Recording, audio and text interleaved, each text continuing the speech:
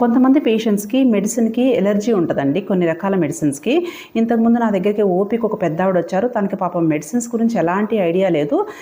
తను యూరిన్ ఇన్ఫెక్షన్తో వచ్చారు, 50 years ఆవిడ. తనకి మెడిసిన్స్ రాస్తుంటే తను ఏమంటున్నారు అంటే, నాకు ఏ మందులు కూడా పడవమ్మా, ఎలర్జీ ఉంది అని చెప్పి చెప్తున్నారనమాట.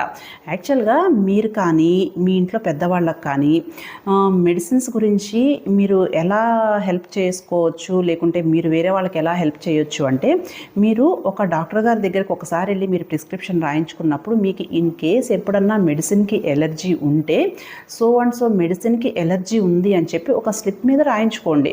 తర్వాత మీరు ఎప్పుడు ఏ డాక్టర్ దగ్గరికి వెళ్ళినా కానీ ఆ మెడిసిన్కి ఎలర్జీ ఉంది అని చూపిస్తే ఆ మెడిసిన్ రాయకుండా దానికి ఆల్టర్నేట్ మెడిసిన్స్ రాయడానికి అవకాశం ఉంటుంది అనమాట. సో కొంతమందికి సింపుల్గా పారాసిటమాల్కి ఎలర్జీ ఉంటుంది, కొంతమందికి కొన్ని రకాల ఫుడ్స్కి లైక్ ఫిష్కి కానీ ప్రాన్స్కి కానీ ఎలర్జీ ఉంటుంది. సో ఇలా నోట్ చేసుకొని పెట్టుకున్నప్పుడు ఏంటి అంటే ముందు మళ్ళీ ఆ ఎలర్జీస్ రాకుండా ఆ పర్టికులర్ మెడిసిన్ వరకు అవాయిడ్ చేసుకోవచ్చు. ఓకేనా? Thank you.